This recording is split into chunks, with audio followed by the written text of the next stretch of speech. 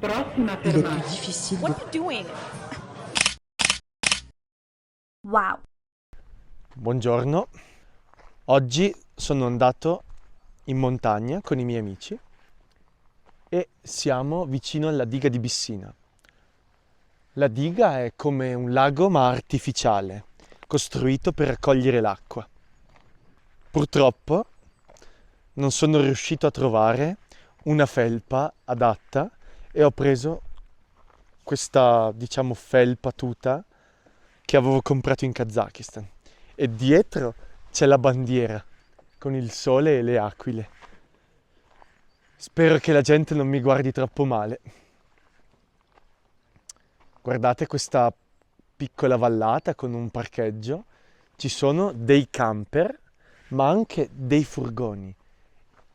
E negli ultimi anni è molto comune prendere un van, un minivan o anche mini furgone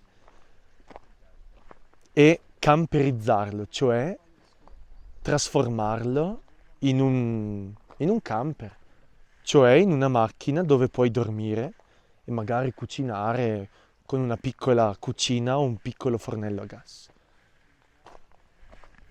Questa valle è molto molto ricca d'acqua, infatti ogni poco ci sono delle sorgenti così. Abbiamo superato la diga, questo è il sentierino e adesso ci incamminiamo verso il fiume è quello che crea la diga appunto, dove ci aspetta il papà di un nostro amico che è rimasto qua a dormire perché voleva pescare. Guardate, siamo già in alto, probabilmente siamo 1500 se non di più e l'obiettivo si trova quasi a 2800 metri. Guardate, una santella. In Italia, quando volete fare una camminata in montagna, dovete cercare il colore bianco e rosso, che è il simbolo del CAI, cioè il Centro Alpino Italiano che gestisce i sentieri per andare in montagna. E sono molto ben tenuti.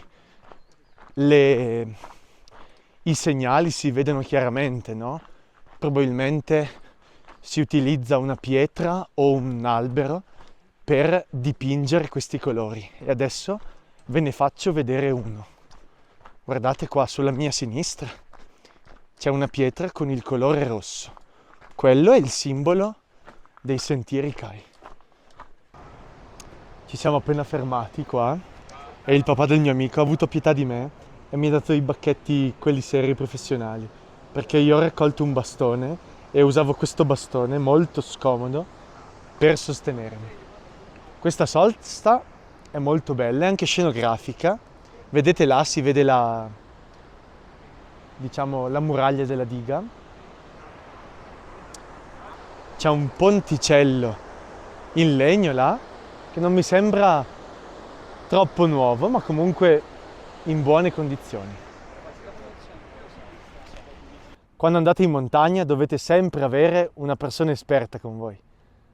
Se poi è anche gentile meglio, ma deve essere esperto. Tutto il resto non conta.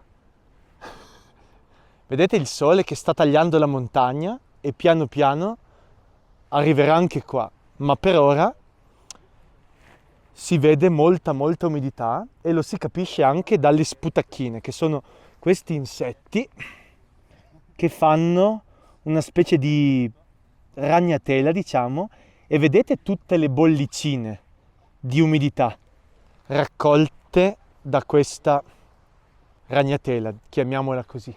Ci siamo fermati in una piccola radura per riposare. Siamo circa a un terzo del cammino. Abbiamo fatto 1 ora e 50 di salita, tutta salita, ed è stata molto impegnativa nella vallata dove il sole non era ancora arrivato. E il cammino finale per arrivare sulla vetta della montagna è di circa 5 ore, quindi siamo proprio a un terzo. Là, da qualche parte, inizia il ghiacciaio dell'Adamello. una delle montagne più alte d'Italia e delle Dolomiti. E qui si vede la diga. Vedete, quello è il sentiero dove siamo passati prima. Il cielo è sereno, ci sono un po' di nuvole, ma fa tanto caldo. Guardate, noi abbiamo fatto quel percorso lì. Vedete anche quella cosa bianca che è neve. È neve molto sporca e molto compattata, quasi un ghiacciaio. E tutte queste rocce sono crollate dalla cima di questa montagna. Abbiamo appena mangiato, siamo sulla vetta e adesso andiamo un attimo a esplorare, bisogna stare attenti qua. Basta mettere un piede in fallo nel punto sbagliato e della fine. E il mio amico Alberto ci farà il piacere di raccontarci da dove vengono i colori dei segnali bianco e rossi usati per indicare i sentieri. Ogni sentiero, in base a chi è stato fatto, ha un colore. Ad esempio i sentieri nazionali, diciamo, d'Italia prendono il colore da quello che è stato il Regno d'Italia, il Regno Sabaudo del Casato, la famiglia, dei Savoia. E praticamente il loro simbolo aveva i colori appunto bianco e rosso, per i quali quindi si richiama ancora oggi, che non c'è più il regno, è una repubblica, i sentieri sono comunque marchiati con gli stessi colori di quell'epoca.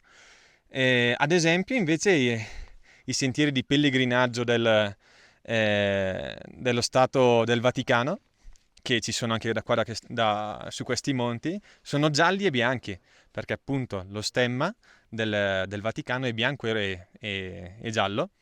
Ringraziamo Alberto che è stato molto gentile di spiegarci questa cosa. Guardate, questa è la cima o cresta della montagna e da qui scende molto. La strada è molto ripida. Noi siamo venuti su da quella strada, non so se si vede bene, ma là c'è il segno bianco e rosso. Siamo venuti da là e dietro quella parte di roccia ancora in ombra abbiamo preso a destra. E là invece c'è il lago e il sentiero che porta al parcheggio della macchina e alla diga. Alberto mi ha convinto ad andare su un'altra vetta molto più alta, da cui c'è una vista ancora più bella, ma io sono stanco morto. La salita è stata molto impegnativa, molto ripida, molto difficile. Adesso vi faccio vedere la vista da qua, pazzesca.